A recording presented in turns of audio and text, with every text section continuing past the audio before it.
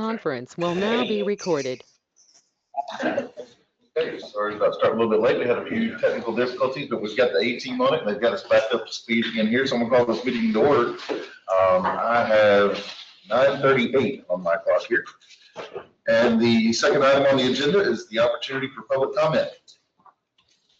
Anybody here from the public like to make comments? Is there anybody online that wishes to address the board? There are no online comments right now. Okay. Move on to item number 3, the commemoration of KTMPO's 50th anniversary, and we've got a video. Let's see today.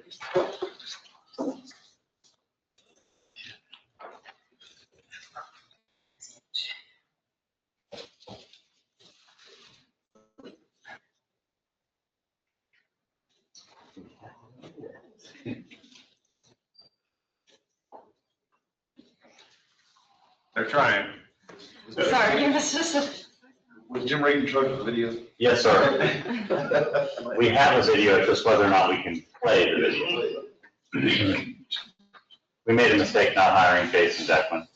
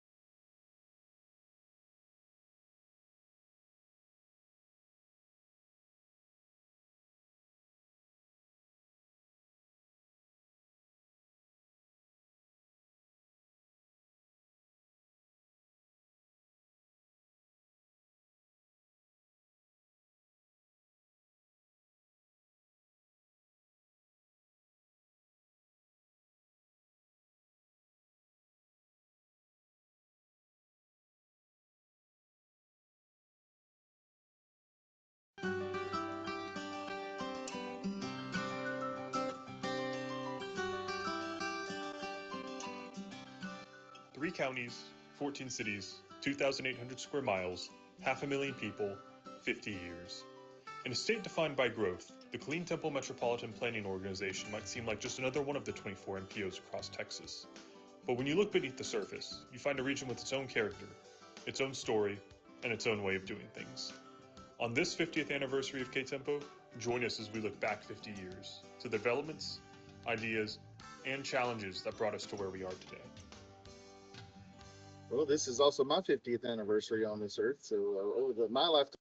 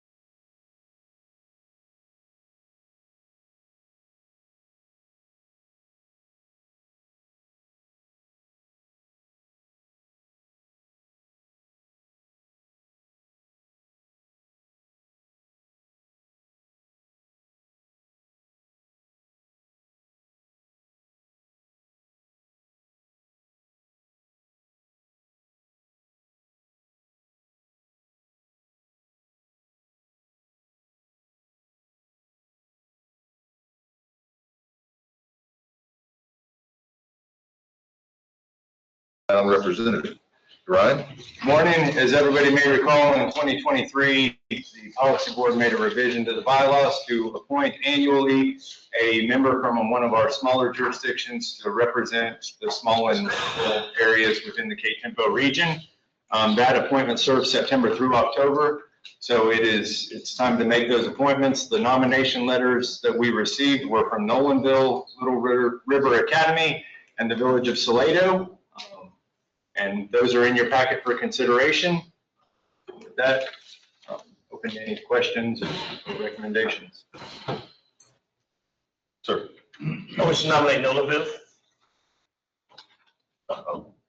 Nolanville or the individual from? The individual from Nolanville, whoever that is. Teresa Chandler. Okay, I wish Tracy Chandler from Okay, Nolanville. so just so we get the process right, the three that we have come back from those cities have put them up for nomination. Correct. If we're going to consider any of these, we need to nominate each one of these? You just need to select the nomination, select the nomination that was received to serve in the capacity. Correct, but we've received different cities. But this board needs to nominate, accept those nominations as they are and vote for one of the three. Correct. Or that'll work. So so since those nominations are already nominations, I don't need a motion to nominate. I need a motion to select or appoint. Well, we just want to vote on them. Well, let me just share. I would say because of the representation that we have in the room, Nolanville is close to other people that are here regularly. I would say Little River Academy is further on the outskirts, eastern Bell County, and where we have not as much representation. We have quite a bit of representation from Copper's Cove over to Belton to Temple. And so that corridor, I think is, anyway, my 2 cents is Salado's pretty close and usually has representation. I would say Little River Academy is probably represents a group that's not here already, or I say having input. So the purpose of this particular appointment is so that we have someone from a small community that has challenges that a lot of our larger communities don't. Largely funding because they're small, and particularly, I would say, Little River's got a major thoroughfare going through them, and belongs to TxDOT, Nolanville does as well, and so does Salado. Outside of that, the growth that's coming to this area, within Nolanville, Salado, or Little River's areas, for roads that we're going to be responsible for putting in around those. again, I see, and for that reason also, I see Little River Academy as somewhat different because they're not affected by 14 and 35, like the other two are. And there's, there have been challenges as you go from Temple to College Station, and go through, or Belton to College. There's been challenges in those areas. In that area, on that, particularly the east side of the county, up I-35, but on the east side of I-35, is because of water issues we have on the west side of 35. There is, I believe, going to be much more development coming up I-35 out of Whitson County all the way down I-35, but also on that east side. So there's going to be a lot going on over there, whether it's Salado or Little River in that area.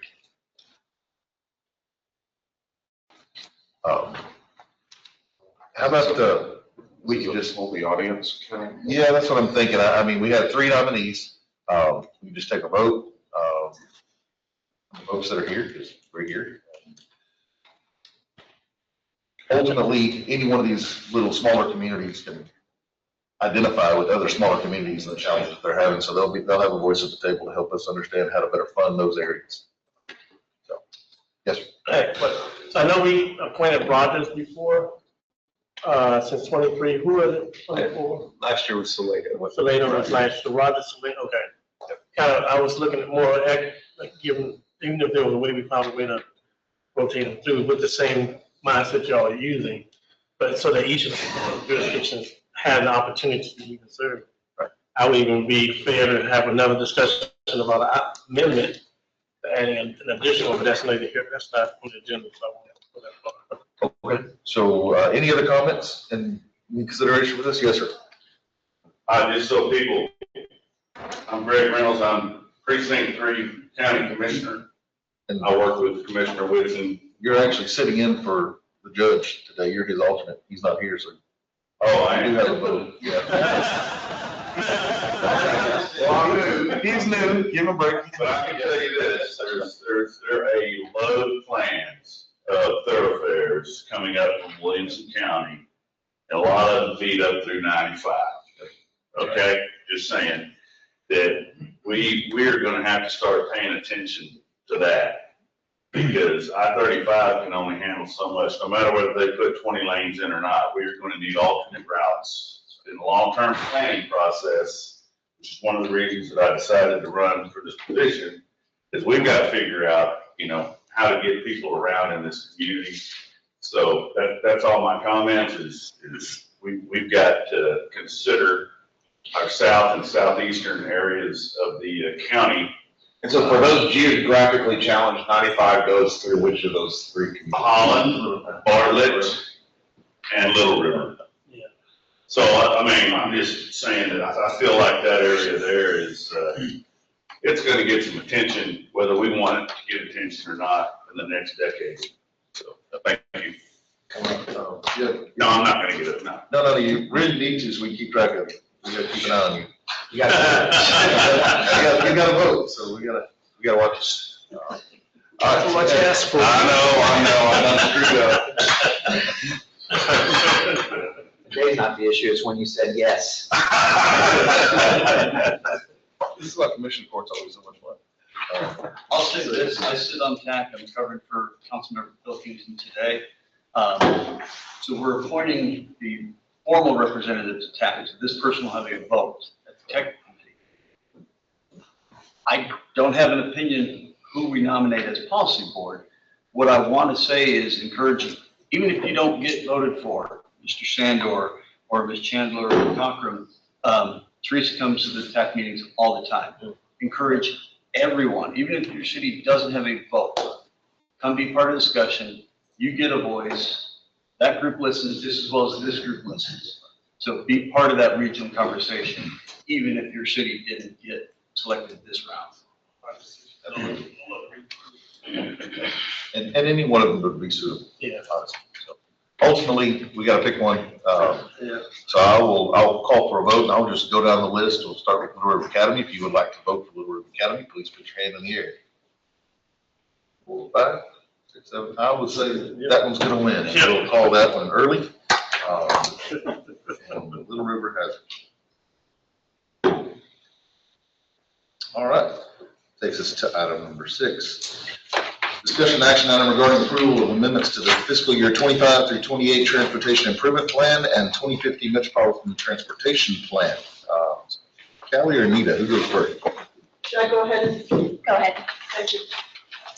Recently, we had a public comment period for 3 projects that were going under formal amendments, and that was the Hill Country Transit District project, Chaparral Road, and a Nebby project in Belton. You can go to the next slide as well, and one more slide.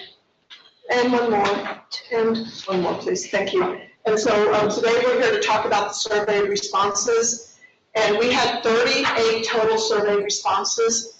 And what I learned on this particular season of public engagement is that it was very vital that we went out into the community to garner these responses. We did have 6 online. However, going out to the public and connecting with them and sharing the story about what was happening was very important to them. At the Coppers Cove Public Library, we had 8 responses. At the formal meeting in Harper Heights, there were 2 responses. And at the Senior Expo Center, and it was also a meet and greet, we had 22 responses for a total of 38. Overall, public was very interested in Chaparral Road. Even though many of them did not travel Chaparral Road, the exact responses are in your packet. They did express optimism about safer travel and improved access. For HOP transit services, many of the respondents did not use the HOP, but they do believe that it's important to have long-term planning and safety using public transit. And for the EV charging station, once again, many of the respondents don't drive an electric vehicle, but they had mixed reviews regarding balancing environmental benefits with the concerns of public funding. And the specific question was, what project did you think that required more funding, the EV or some of these others? So they didn't really think that it was a good use of public funds to support EV, but they did think it was important to think about it for the future. And you can look at all of the specific responses inside of the packet. So here we are on October the 15th, and we are asking the policy board to approve the amendments to the FY25 to 28 TIP and the 2050 MTP project listing. Do y'all have any questions about public engagement?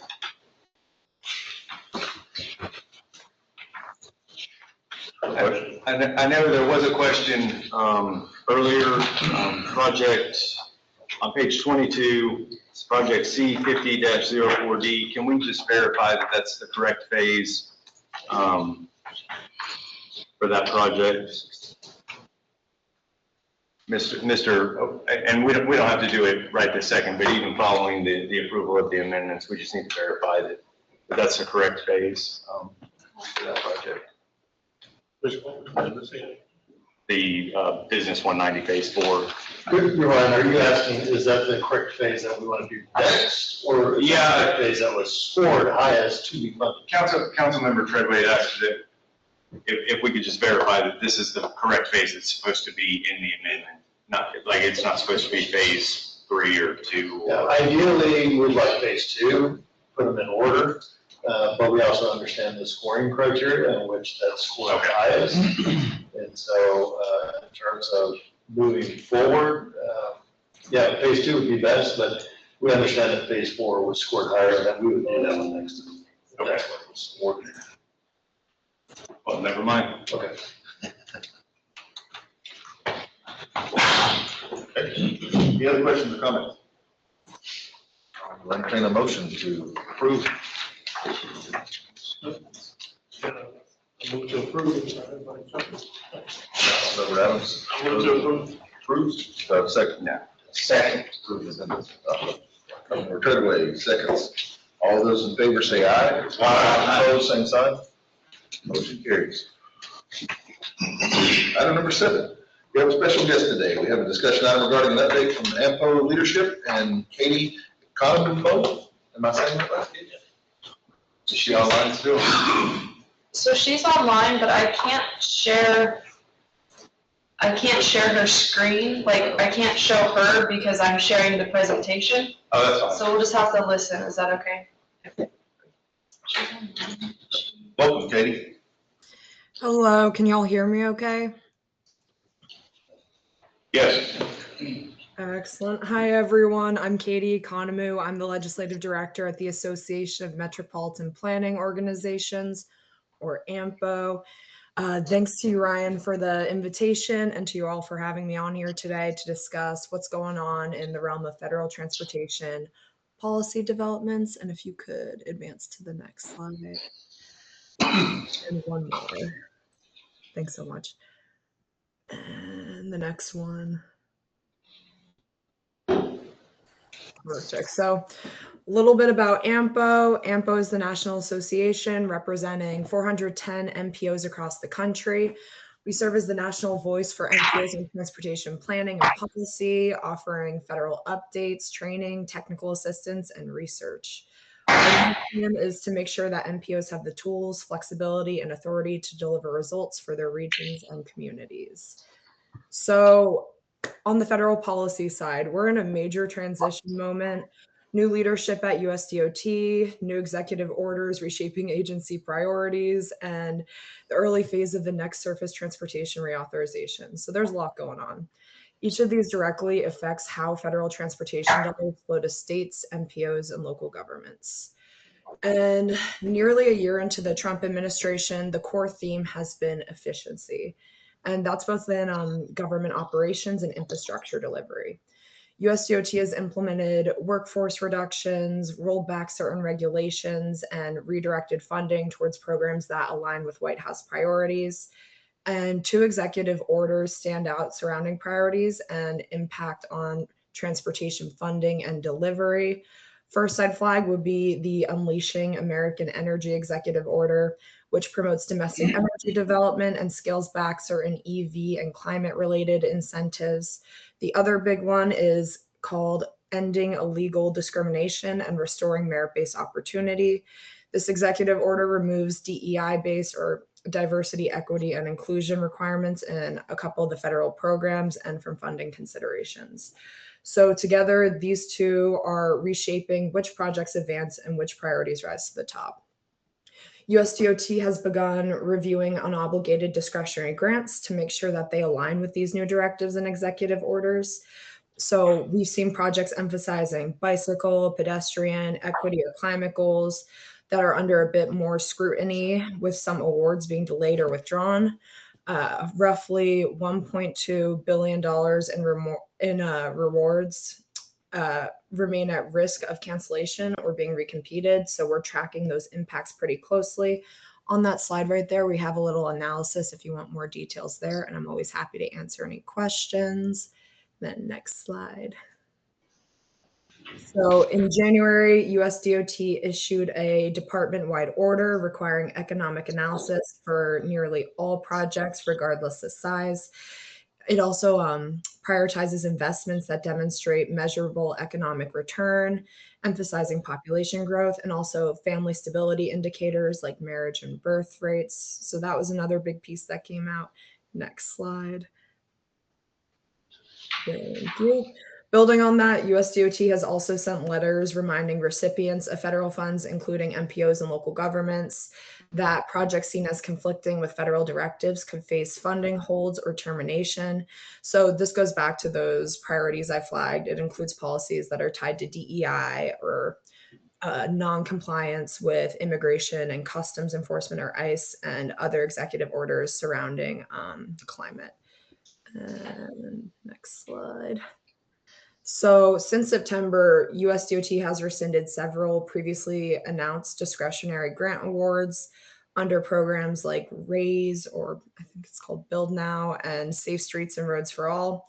Most affected projects were those emphasizing pedestrian, bicycle, and transit supportive components.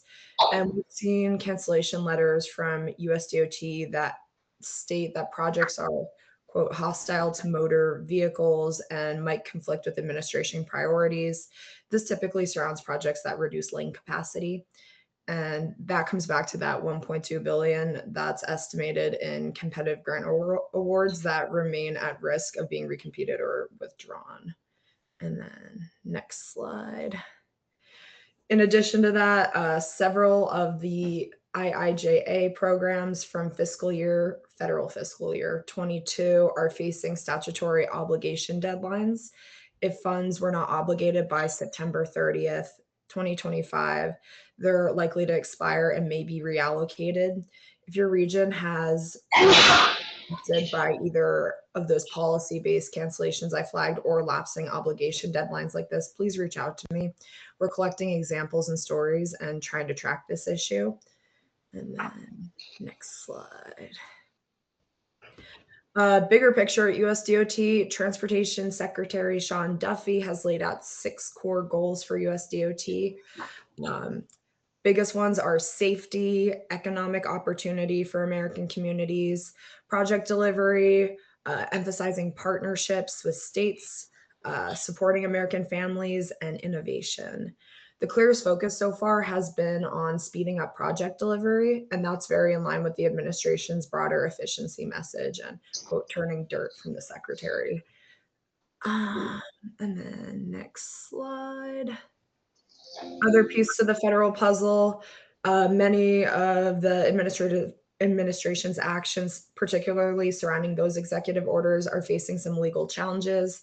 The cases that are going on right now shape how far federal agencies can go in redefining priorities without congressional action mainly. And then next slide as well. And AMPO's tracking all these developments through our litigation tracker and our Friday docket newsletter, which summarizes relevant rulings for MPOs, state DOTs, and local governments. Also a ton of different cases surrounding federal funding. So if you're not subscribed to our newsletter, I would definitely recommend it. It's a really great resource, and it kind of breaks down all the legal jargon into digestible tidbits, which is personally helpful for me because I honestly struggle with all the legal mumbo jumbo. But next slide. Oh, perfect. On the legislative side, the One Big Beautiful Bill Act, or OBA, was signed on July 4th as the administration's signature domestic policy package. It directs new funding to maritime ports and airports, but on the other hand, it does rescind many of the programs created under IIJA and the IRA, or Inflation Reduction Act. And then next slide. So here's what's going on right now. The ongoing government shutdown has created uncertainty for a lot of agencies. On September 30th, the White House formally ordered federal agencies to implement their shutdown plans after a short-term funding measure failed to pass the Senate. I think they've attempted to pass the funding bill multiple times in Senate, maybe 7 attempts so far, but it's continued to fail. And while FHWA, Federal Highways Administration, and the Federal Transit Administration, they remain largely protected because their funding comes from the Highway Trust Fund and the IIJA Advanced Appropriations. Other offices are facing a risk of long-term staff reductions because there's also OMB guidance that puts certain furlough positions at risk of being eliminated entirely. Also, generally at USDOT, besides those staff that are insulated by the Highway Trust Fund and the IIJA Advanced Appropriations, we're seeing slowdowns in terms of grant awards going out, as a lot of different federal workers that work on more of the admin side are currently on furlough. But to my knowledge, we haven't seen any of the OMB directives that place furloughed staff at risk of having their positions eliminated hit USDOT yet, but I'm closely tracking the issue and we'll continue to share updates there. And next slide. On the AMPO side, I know it's a lot, everything I just ran through, and I'm happy to answer any questions, but we continue to summarize all of our policy developments in our National Beat newsletter and also track open funding opportunities for local governments and MPOs to apply through our NOFO tracker. So be sure to check out those resources. There's a QR code in the top left corner. Also happy to send you, Ryan, all of our many AMPO links and resources to share with everyone. And next slide.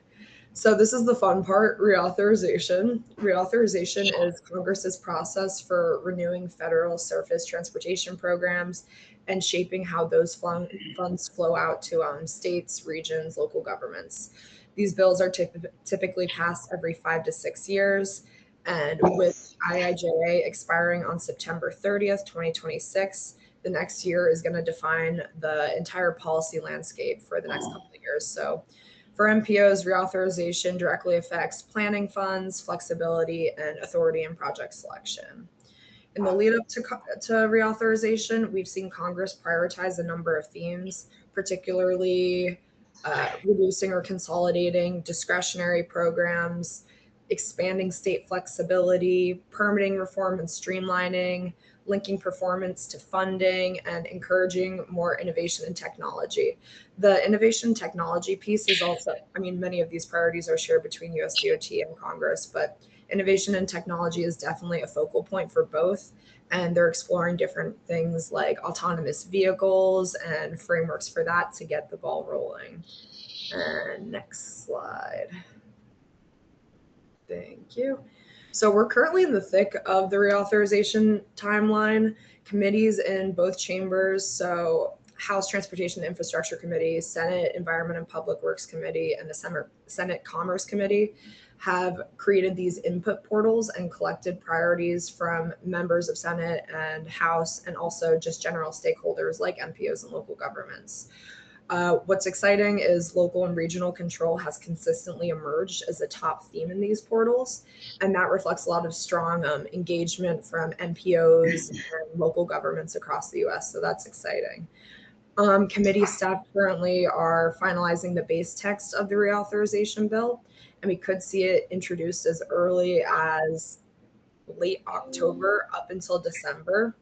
Both Chairman Graves of the Transportation and Infrastructure Committee and Ranking Member Larson have expressed optimism that a bipartisan bill will move before the IIJA expires. So also exciting, but historically reauthorization bills rarely pass on time, but the committees are really emphasizing readiness and early consensus to avoid delays there. So next slide.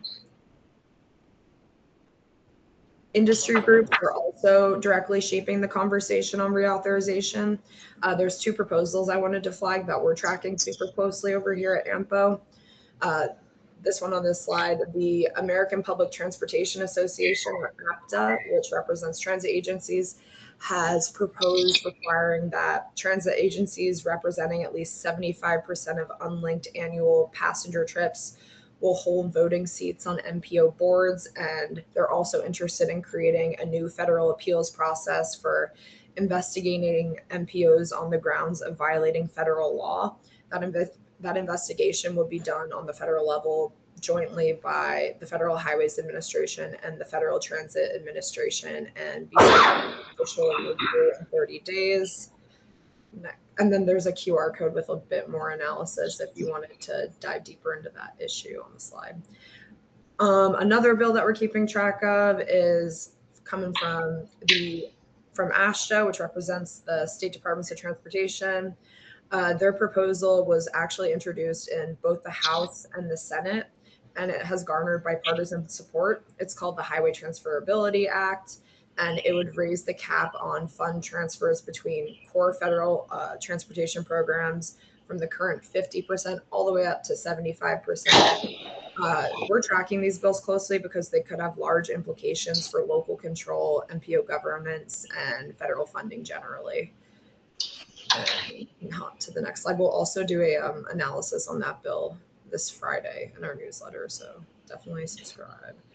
Okay, on the AMPO side, we've gone through a ton of surveying work with our members, done interviews, and we've been collaborating in our policy committee, which Uryan is the vice chair of, so thank you, Uryan. And this go around, we're focusing on modernizing planning funds, empowering regional decision-making, streamlining project delivery, and also strengthening MPO roles in safety and bridge programs so we can get those more closely down to the local level. To the next slide.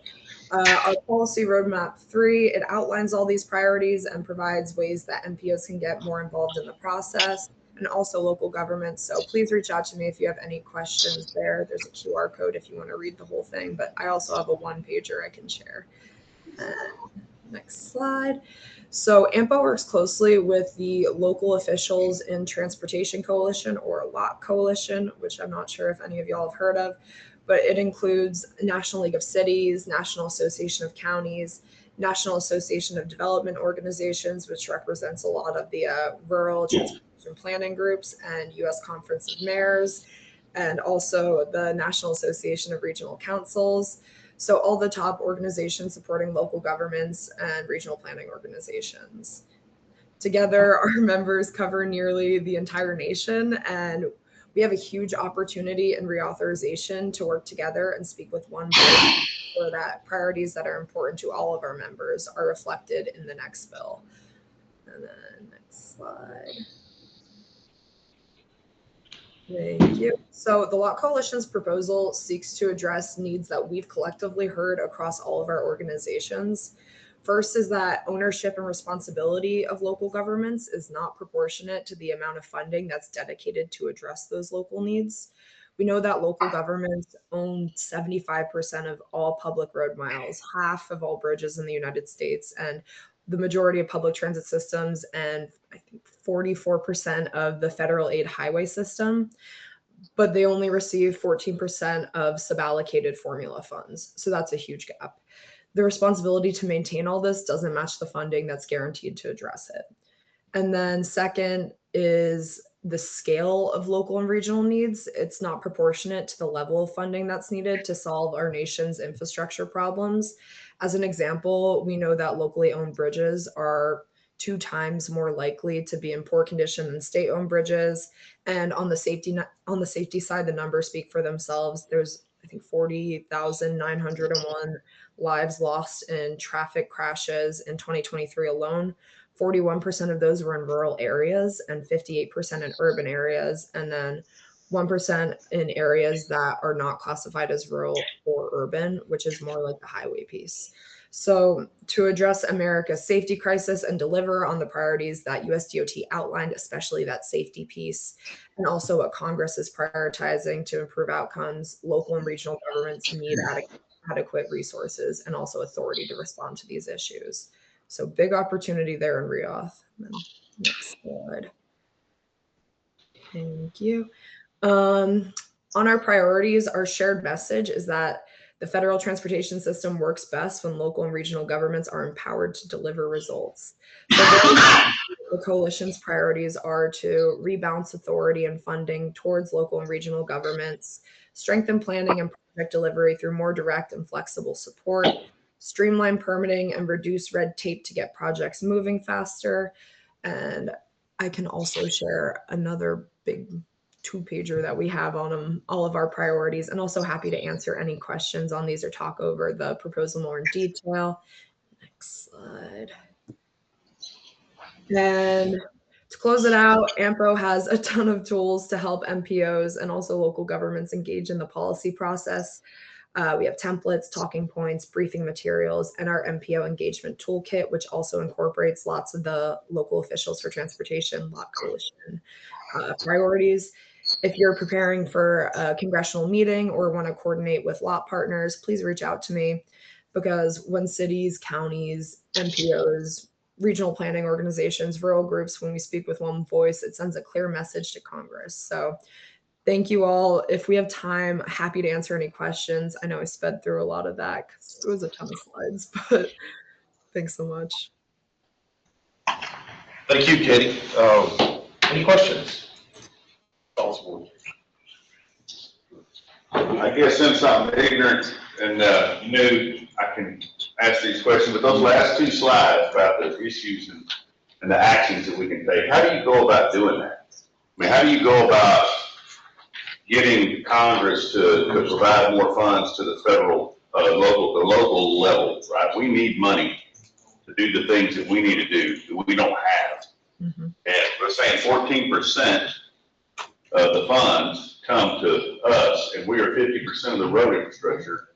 So how do we fix that? I mean, I see the list, but I'm just curious as to give me some education. I need to get educated. I'll let Katie talk to this as well, but I think the biggest part is making sure that you're involved and you're having your conversations with your congressional representatives. So as we go through this reauthorization process, they're aware that these are the kinds of things that we're tracking on the ground and that we can see. They may not be aware that only 14% of the funds are making it down to the level they need to make it. So we need to educate those that are in the federal Congress. So we're learning information that our representatives probably may or may not know. Correct. And I know Go ahead, Katie. Oh, sorry about that. I was going to say, Uryan summarized it perfectly. But to add to that, how we can be helpful as well is if you're a representative from a county or a city, the other groups that we work with, like National League of Cities, National Association of Counties, National Association of Development orgs, they also have specifically tailored material to help you talk to your congressional representatives and get the message apart. And also incorporate your own local storytelling. So I think something that is particularly helpful when you're engaging with your congressional representatives is to say, how that lack of funding actually impacts your community. So that 14% coming down, like, is there a big project in your area that you're unable to fund because local match restrictions are too tight and it's hard to raise that? Or is it an issue where there's just not enough funding generally? Like, telling the story there will, I think, provide the biggest bang for your buck. And we also have resources too, which I can send over, but happy to connect you with any materials, any of the other organizations. But Uryan's absolutely right. It's about education. So if you can tell that story to your representatives, that is going a long way, because they're there to serve you as well. And they need to be sure that they understand the issues as they're going into this reauthorization bill. Thank you, Katie. Of course. I know, I think Uryan shared an email I sent out from NLC that actually, it provided some of the information that Katie had mentioned. And I know that Pfluger's office wasn't tracking the 1585 or 1486 number, and I shared with them a copy of the Brookings Institute report that showed it. So I know his staff is looking at that. Carter's office, I didn't get a chance to meet with, but there's one Texas representative on the House Transportation Committee. He's out of Texas 1. It's either Texas 1 or 2. I can't remember his name. But he's always been open to meeting us, anybody from outside his district, as well, to talk about the same things. But a lot of times I've discovered is the constant letter writing and contacting, because I know in August and September, they were actually asking us for input in writing the bill too. Okay, thank you. But that, Katie, it's correct in saying that other 86% is going to either the Fed that is putting that money into federal highway resources, or the state, which is putting it into large state resources as well. So we're asking those legislatures to give us some of their money, basically, that they also need to use for things too. So we're going to be tugging both directions for sure. One of the things is, and this is more of the staff technical level, I'm going to try to stay out of the weeds. There's a dozen different funding categories before you even get into earmarks, or whatever they're calling them now, community funding, Tiger grants, raise grants, all these other grants that staff had to spend a whole more ton of effort to go after that funding category, different pots of money, and all the different eligibilities. Cat 2, you can do this. Cat 7, you can do something else with. You can't do that with Cat 4 money. So at a policy level, look at what those categories are, what those categories are eligible for. But you took the words out of my mouth. If you start moving that money down to the local level, you run the risk of robbing Peter to pay Paul, because you're going to take money out of Victor's pocket. You know, and there's definitely local need for those federal and state roads. It's compromised. I think the funding in this case are specific to that 85. It's the number on the research was the number, the amount, percentage of road miles that cities and counties are specifically, not the, and you're right about the other funding sources, but this is specific to cover the percentage that is needed for the localities to actually maintain their roads, not just the how that money is. I agree. None of the money that manages the interstate system or the state highway system should be moved. But that this, from what I read of the study, that this specifically deals with the money that the cities and counties actually need for their local infrastructure. And correct me if I'm wrong, Katie. She may not have heard me. And a road mile of I-35 is very different than a road mile of Chaparral Road. Yeah, it is. So it's reasonable to understand that we're going to get it less than what it's the Fed's money. And they're going to divvy up however they see fit. So we can certainly advocate to our federal representatives, say, hey guys, we're really hurting. We could use a little more of that. If you could spare any of it, we could use it. But I don't want us to go in there blind and say, you got this huge pot of money and then this, because they'll start throwing numbers at it, what it costs to maintain and manage these interstate highway structures, and that's a big number too, guys. So just try not to get too combative with them. That won't work. Make sure that we're making our points and advocating for our local communities, absolutely. But understand this. There's still a limited amount of finite resources. If I could add some clarity to the 14% as well. With that, I couldn't see who just flagged it, but I think it was Riakos. The 14% is tied to that Brookings research report, which we can share as well. That's for the formula funds. And the other issue that goes along with that is on this slide, the decision-making authority piece. Just tracking it on the national level, we'll see states with different variations on how closely they collaborate with their metropolitan partners and their cities and counties. We see some examples where states are truly following the process for project selection and that those funds are really flowing down to the local level. But we'll see others where the states might kind of bypass that regional decision-making process and not truly choose those locally selected projects off the tip. So it really depends on state by state, but this is definitely a large issue that we've heard from our members and also from some of the cities and counties. But of course, everything looks different state by state, and there needs to be enough flexibility to make sure that states are getting their share of the funding as they need, and also that locals are getting funding too. So I think everything y'all are talking about is super important for this conversation right now and helpful for me to hear too. So thank you. So Katie, would you have an opinion on how Texas rates compared to other states that you're familiar with as far as how they handle that balance? I might need a little bit more context from y'all, but I'm happy. I can share examples of like what works and then what we hear doesn't work in other states. An example for Utah, we always point to Utah as a really good model of collaboration. They pull their cities, counties, MPOs into the process super early on for creating a unified vision for the state in terms of how funds are going to flow to which projects, and they plan it out for multiple fiscal years. So that funding certainty is already there and it's written out in an MOU agreement. So that's a really positive example, but then we'll see more negative examples where state in the Midwest could flag. A state in the Midwest might receive the MPO's transportation improvement plan and fund everything off their state plan and maybe get to one or two projects off that MPO tip list. So in some cases, it's not even that 14% that's really coming down. In the Brookings report, they flagged that some states only suballocate less than 5%.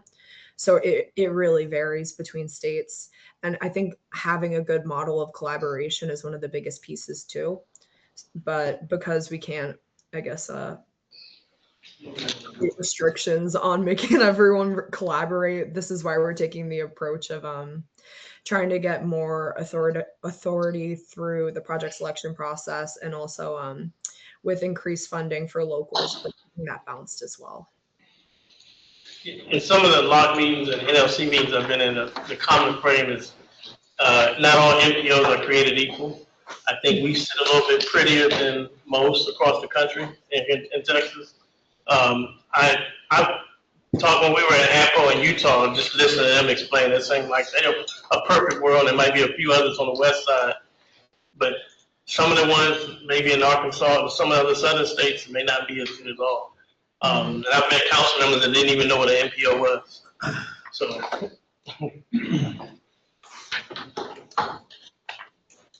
Anything else? Yeah, I'd just like to thank Katie for an excellent summary. Yeah. This was a great overview. Appreciate it. Thank you so much. And feel free to shoot me an email if you have any questions on anything ever, or give me a call. I'm always available. Thank you very much, Katie.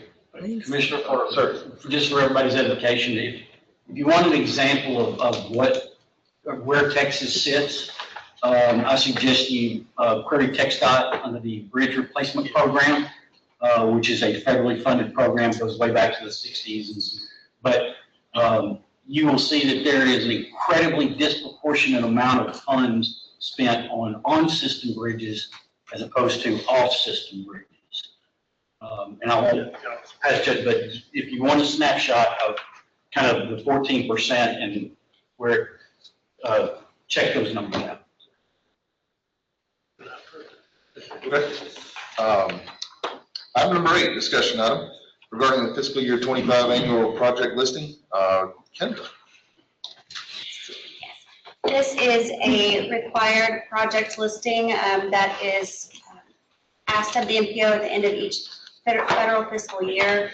A list of projects that are completed within the region of the previous fiscal year that received federal funds obligated to those projects. So we have started coordinating with TxDOT and with Hill Country Transit District to complete that list of projects. There are a couple of preliminary listings of projects in your packet that we will continue to finalize and bring back with a resolution in the coming months as well.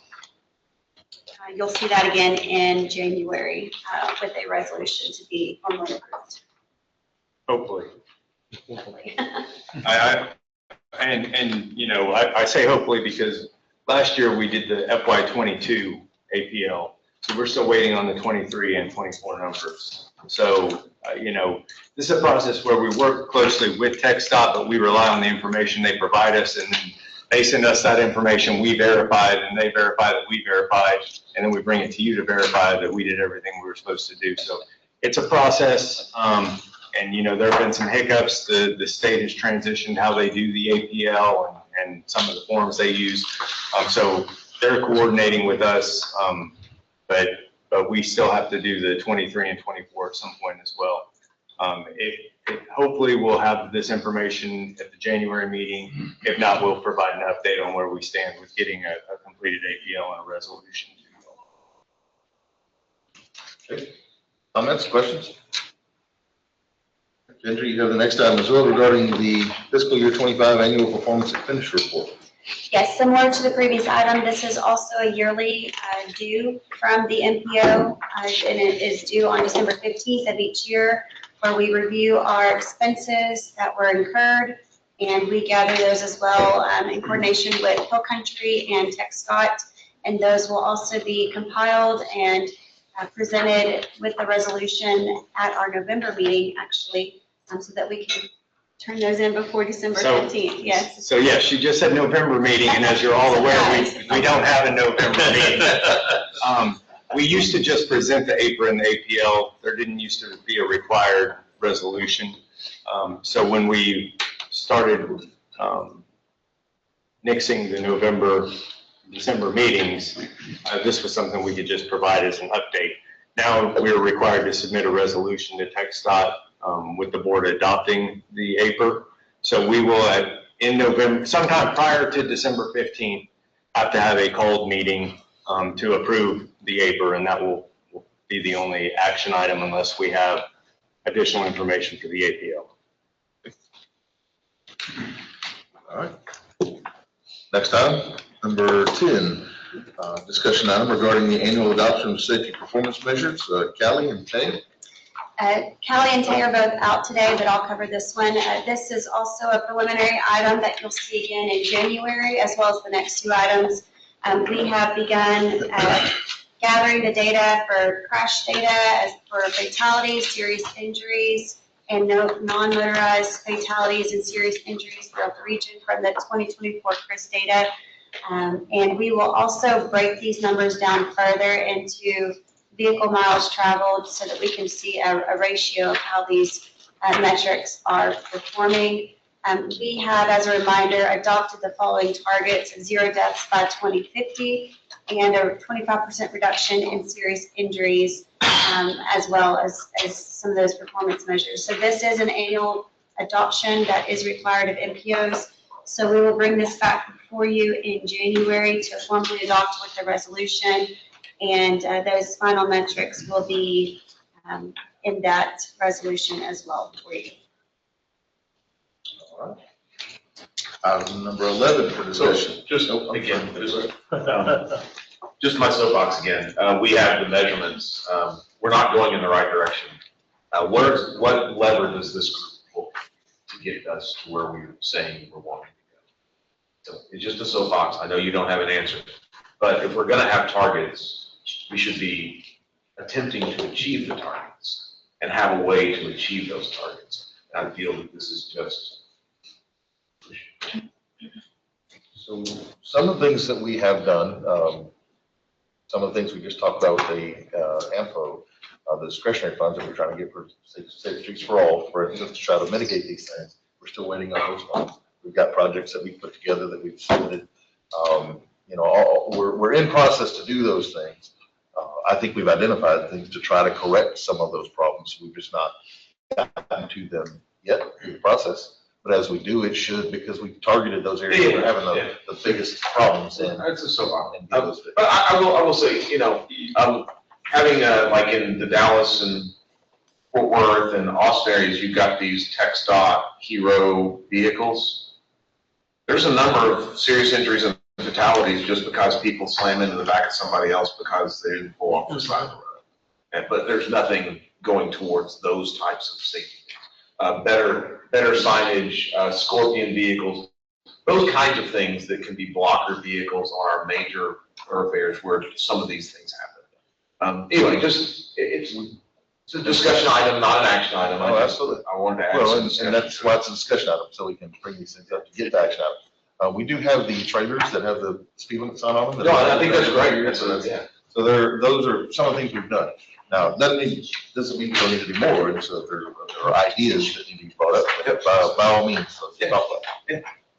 I think your question of which lever do we pull, and you and I, we could go on for this. Oh, yeah.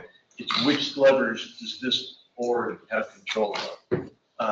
I've noticed lately, pushing GPS enforcement on I-14, I-35, more people getting pulled over, getting tickets. Yeah. That's a lever. That's a lever. It's not one that we necessarily control. County judge, chief police certainly has say on that. One of the things in terms of just understanding the numbers going up that we asked at TAC, if you go back, please, to the slide with the raw numbers, the one thing that we had asked for, so you've got the fatalities per year, but then in the bottom table, we have the fatalities per 100 million vehicle miles traveled. So my question was, are the vehicle miles traveling increasing faster than the fatalities? So maybe we have more fatalities, but proportionally the traffic has gone up. Maybe it's not. That's the number I've asked to see. Because that's going to give us a better indication. Are we going in the right direction as the region grows? Or more vehicles on those roads. Absolutely. We discussed that at time. Yeah. Data point. I guess, is there a way we can be given 2024 targets and what we actually met to actually see whether, because it may answer the question about which direction, well, we'll answer the question. Mr. Wright, thank you. Okay. Yeah, we're getting worse.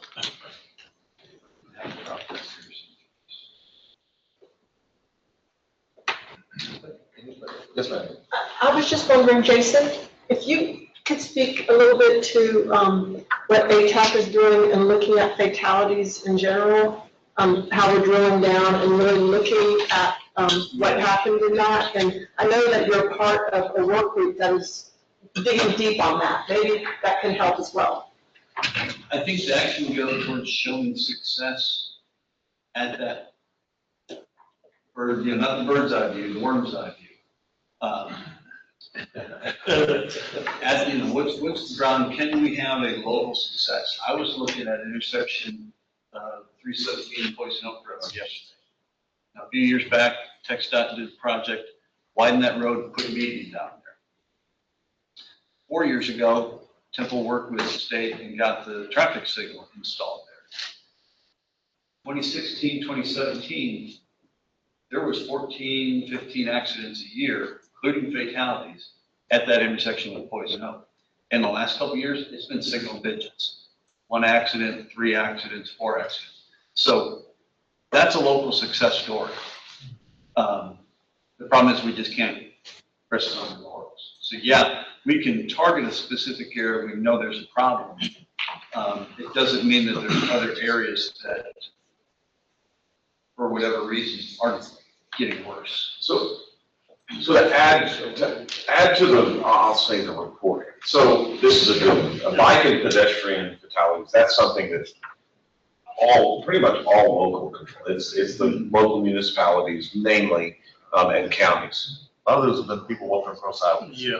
Yeah, but many times in those areas, right, in Temple, in Killeen, in Belton, right? And if there was a pedestrian bridge or a tunnel or whatever, I mean, I'm just, but what would be good is, I don't know, maybe it's provided.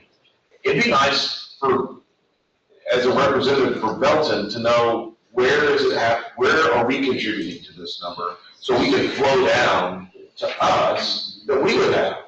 Because it's one thing for the general to have a goal, it's another thing to have the captain or the lieutenant to know what the goal is. Because if we don't know. We funded the SS4A study a year ago, 2 years ago, and got those data points. So we know where those accidents largely occur, and that data was taken, I know by tax, considered a lot of that, the county considered that, and look into those areas so that we can focus priority to those areas. So I think that data is there, it's maybe a few years old now, and we've corrected some of those corners, where we've had, like, in cases talk about where we had a traffic signal that could fix all that. We've got some of them we've identified that haven't got a traffic signal on them yet that we're still working towards as well. Doing those studies from, taking data from the 911 call center on where accidents occurred and things along those, I mean, there are places we can get that data a little quicker than we can get it in TxDOT, because TxDOT's got about a year lag or something like that. So those data points can be had, and we have them. We just need to focus on them and make sure that we get that right. Not just for this board, but individual cities paying attention to those as well. Any more discussion on anybody else? Item number 11. Regarding the annual discussion, regarding the annual adoption of HCTD Transit Asset Management Plan and Performance Measures. Kendra, you're up again. Yes, this is another annual adoption performance requirement that we will follow the lead of Hill Country Transit District with adopting their transit asset management plan. We'll bring this back to you in January once we have their final plan, and we'll present that along with a resolution for adoption. Questions? I'll just make a comment. We have spent the last couple of years overhauling the transit district. I'm very encouraged by all the performance indicators. This is one of them where we had, I would say a year ago, we probably had twice as many vehicles as we do now. The majority of those vehicles, I'd say 90% of them, were beyond their useful life. Even though they were in a state of good repair, they were still way beyond their useful life. We have, and staff's done an exceptional job of auctioning off assets that we don't need anymore through the transition of microtransit. All of our vehicles are within 2 years of brand new. So it's a tectonic shift from where we were a year ago. So I think when we get to the 2026 period, we're going to see a vast improvement and a reduction of assets. Those assets turn into liability and costs because we have to carry them on our insurance policies. So we already received word from our insurance carriers that we're seeing a fairly significant reduction in our insurance policy because we're not carrying all these vehicles. So I just want to thank staff for their hard work on that and look forward to our 2026 measures. Thank you. Anyone else? All right, item number 12, discussion item regarding the annual adoption of HCTD Public Transportation Agency Safety Plan and Performance Measures. This is another annual adoption similar to the previous one that we are working with Hill Country, and we'll be following their lead on their final key task that will be brought before you in January with a formal resolution to support those targets and measures. You're busy next week. Item number 13, discussion item regarding TxDOT quarterly project status update. All right, so we did reach out to the Michael Yates, the Belton area engineer, to provide an update to the policy board and the TAC for the meetings in October. After discussions with him, we all realized there wasn't anything significant to report. So we did invite him to present at the January meeting. So Michael Yates is scheduled to present at the January TAC and Policy Board meetings, and then biannually after that. So again, June, July timeframe to provide updates every 6 months on projects that are happening in the NPO area. Any questions? Just gonna add on real quick, some updates for upcoming projects. So next month, the Copper Cove Relief Route will let in construction, so you should be seeing changes around January. And then it looks like they're looking to accelerate the State Loop 121 Phase B project for Belton. We should be seeing that hopefully. They're looking at possibly bringing it up into August of 2026. So that's kind of what we're looking at, and I would imagine it's going to happen. It hasn't happened yet. So those are two upcoming projects, large regional projects that I got to know about. So.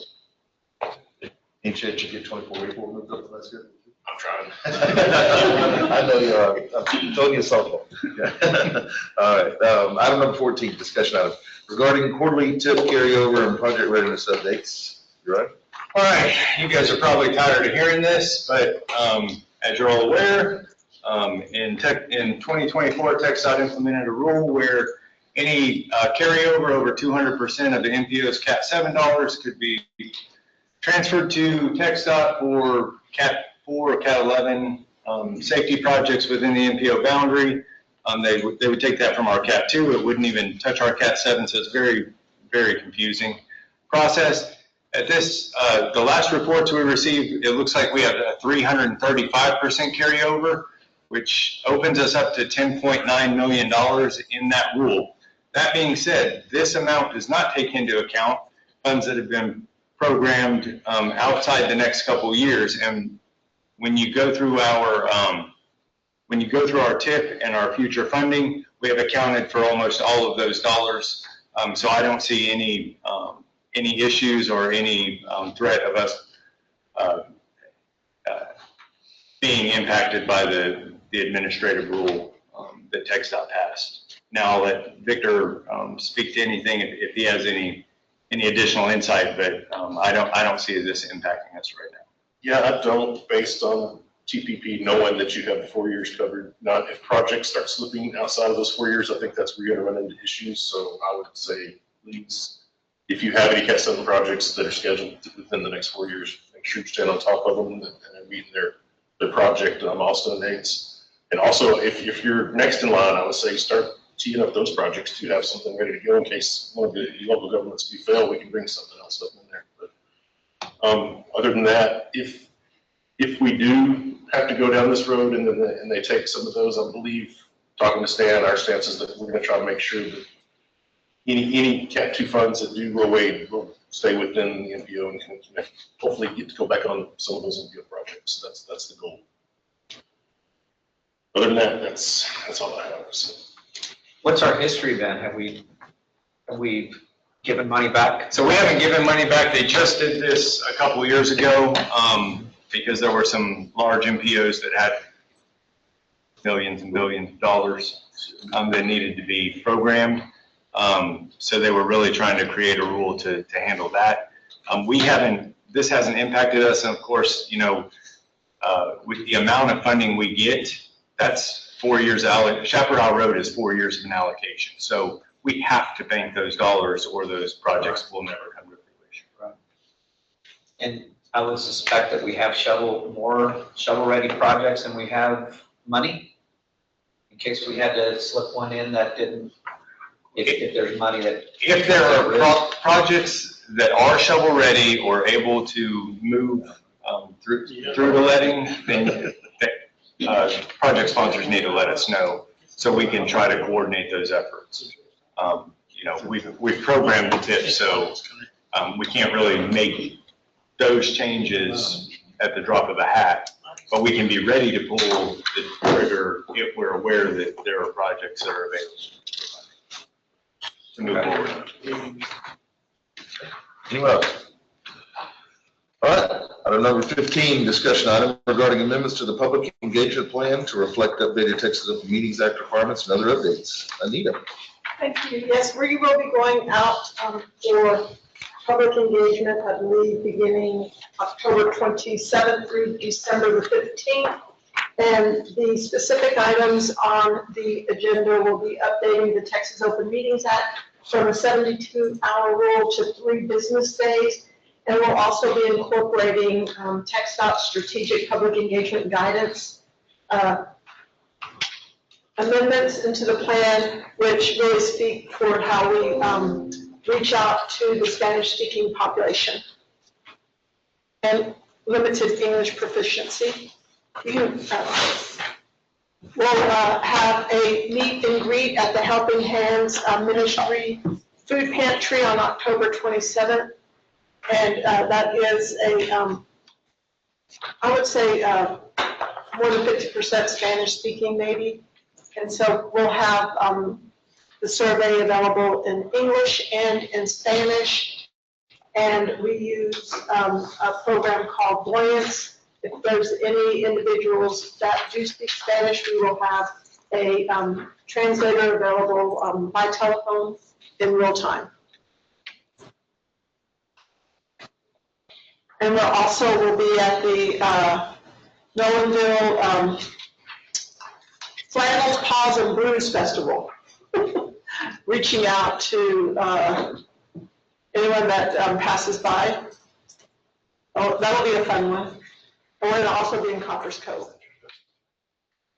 And we'll take this to the policy board in January 21st of 2026. Any questions? Then we have a discussion item on number 16 regarding the update to the regional active transportation plan as well. Thank you. Our objective continues to be project ready for any active transportation plans as we're moving forward with this. And can you go to the next slide, please? Thank you.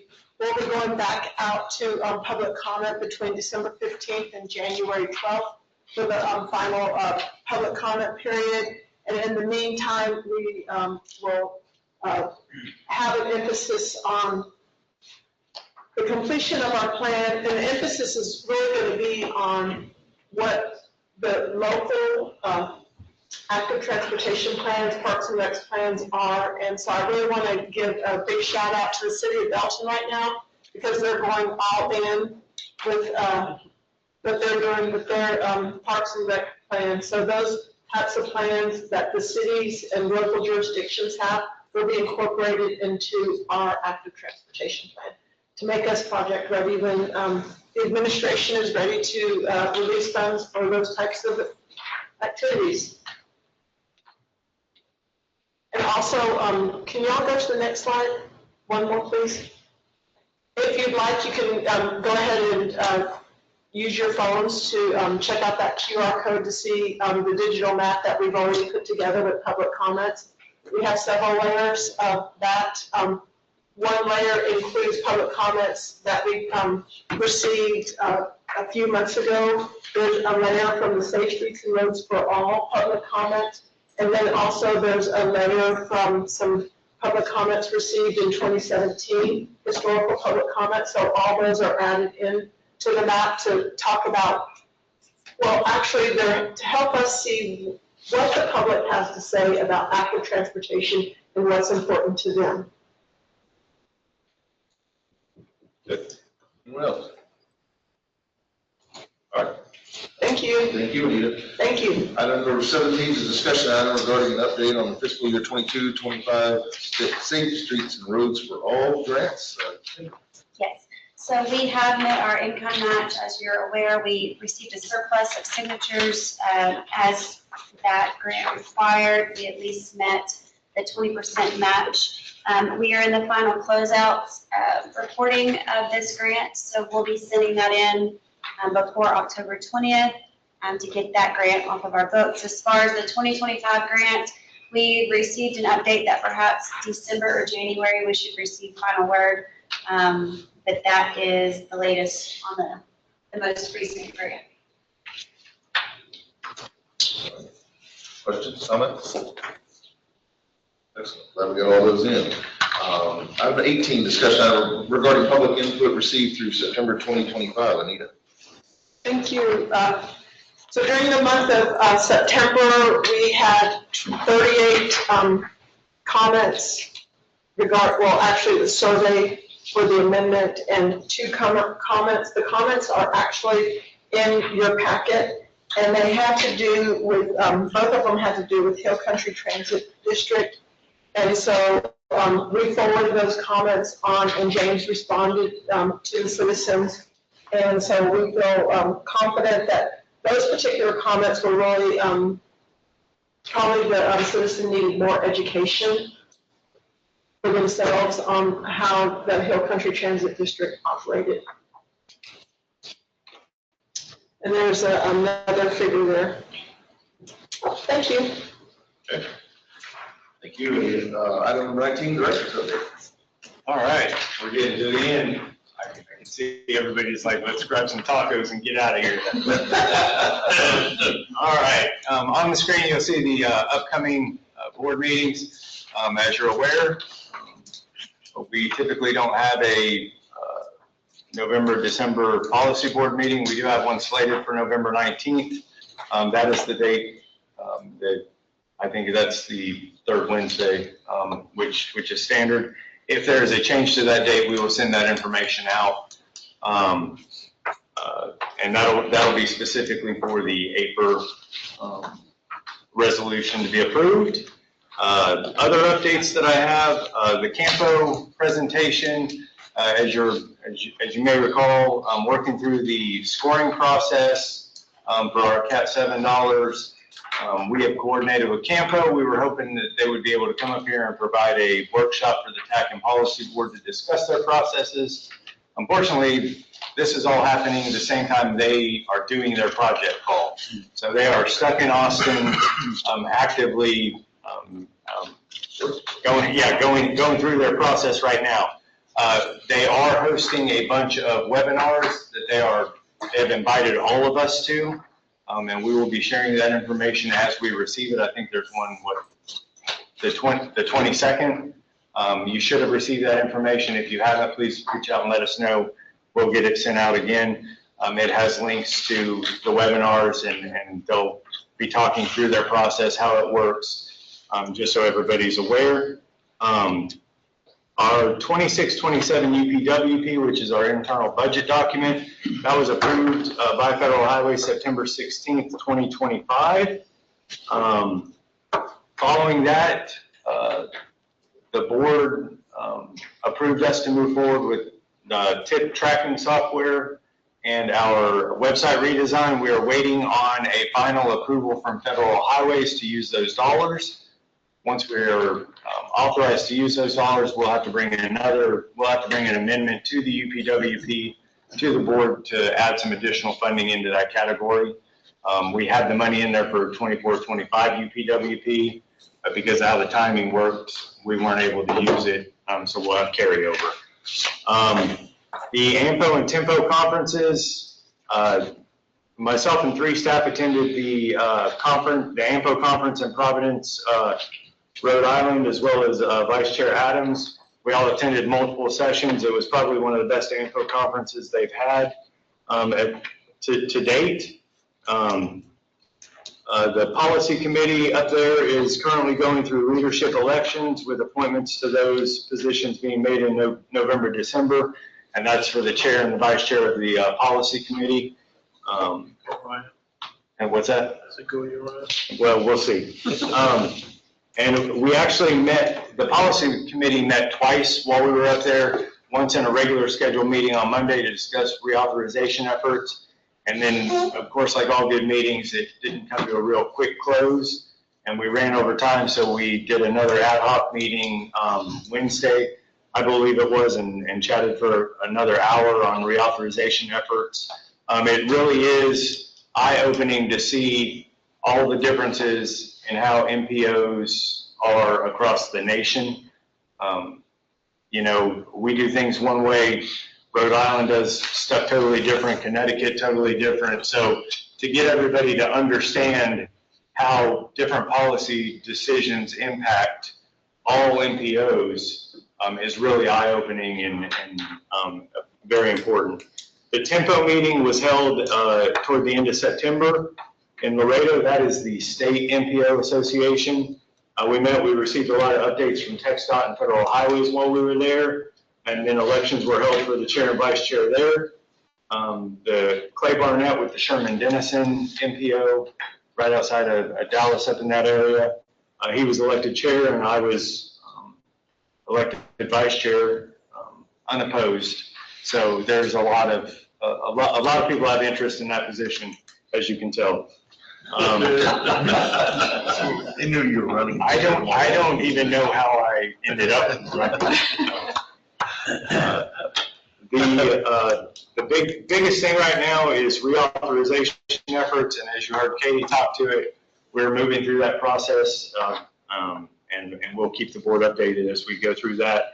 If you need legislative materials, if you need education or advocacy materials, please let us know. AMPO has a whole website devoted to those materials, and we'll share that information when we send our follow-up email as well.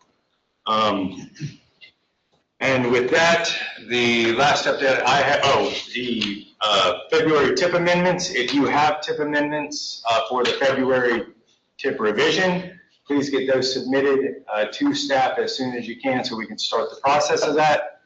And the last update I have is the air quality, and that's our air quality readings were 66 and 60 parts per billion. Did I miss anything, Kendra? Oh, no.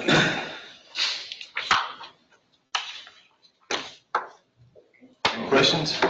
I'm good. Any questions for Uryan?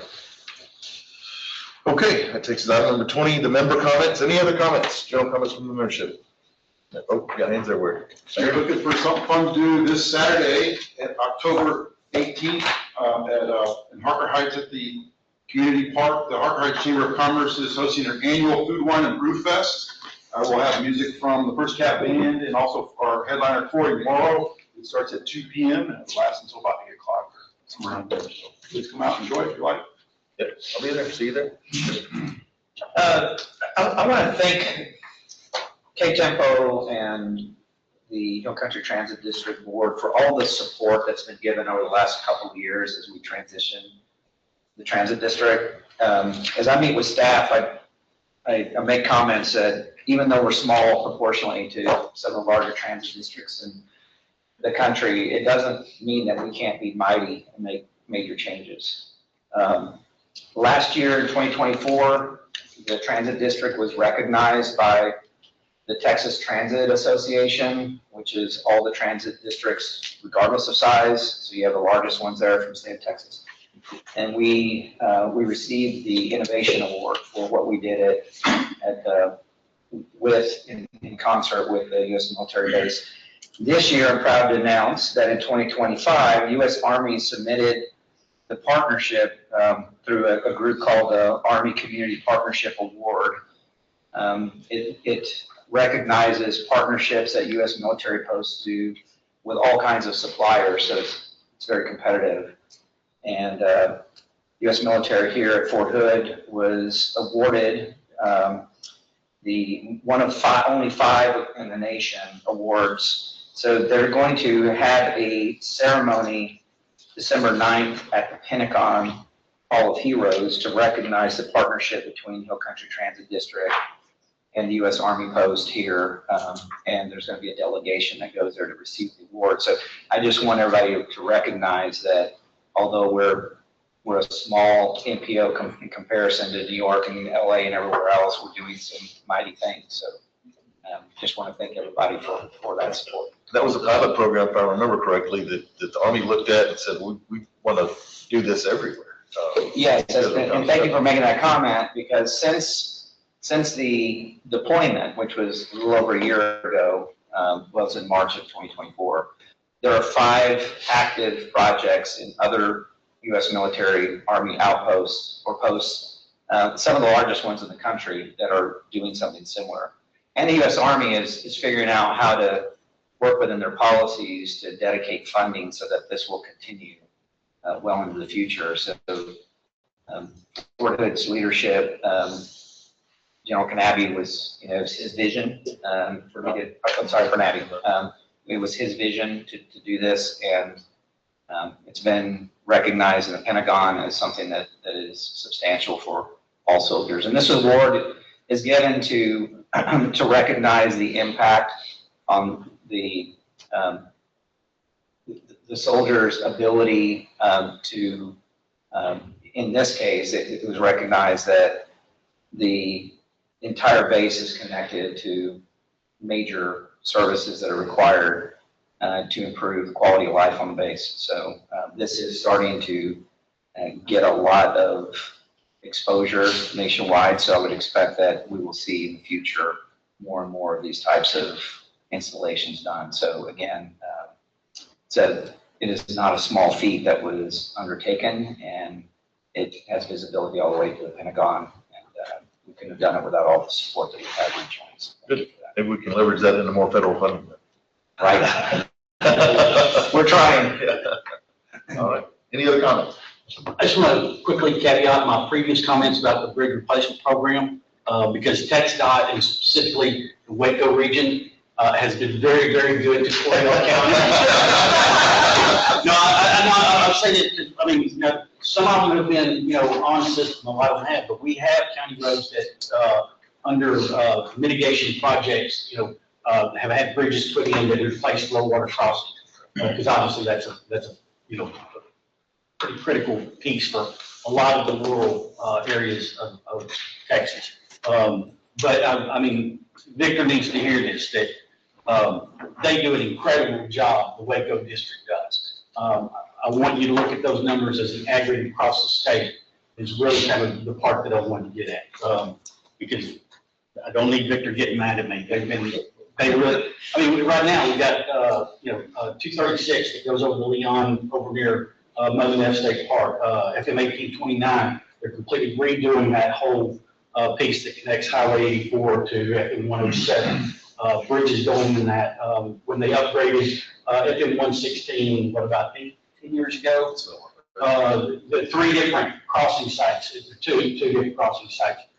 And those were federal funds that were utilized on the bridge piece of that road work. So it's not that I'm thinking about the comments and the way I phrased it, I think I came across a little bit more harsh than what I really intended to, because there is value in it, but there is disparity in how we get the money down to the off-system roadways. So. Thank you. Yeah, absolutely. Yeah, I was gonna go straight to Texas and say, hey, Coryell County doesn't like what you do. You know what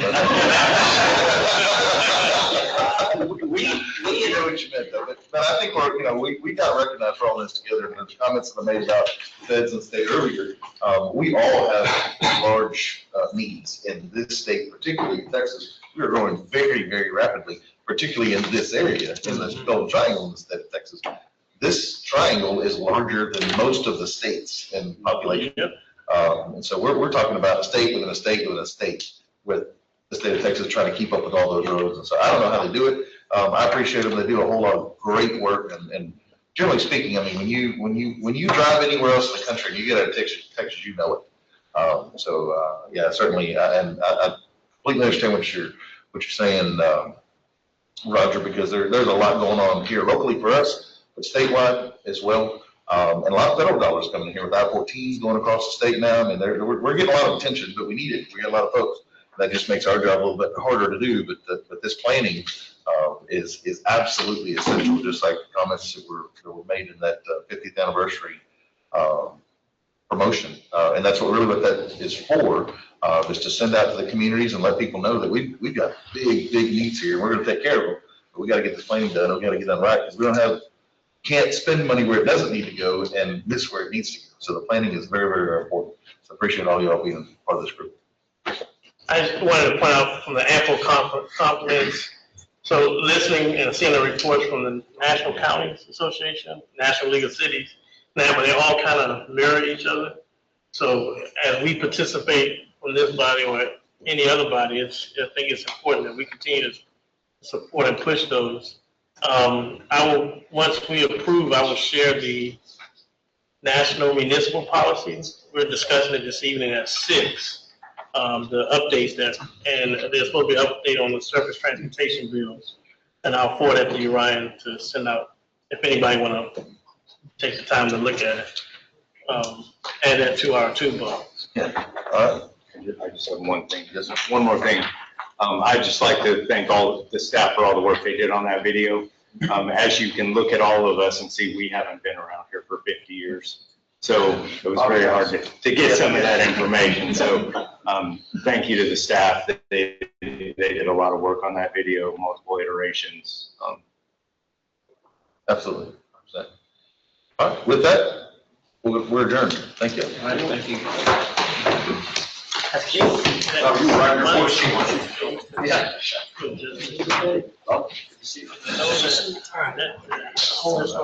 How is 1829 coming out?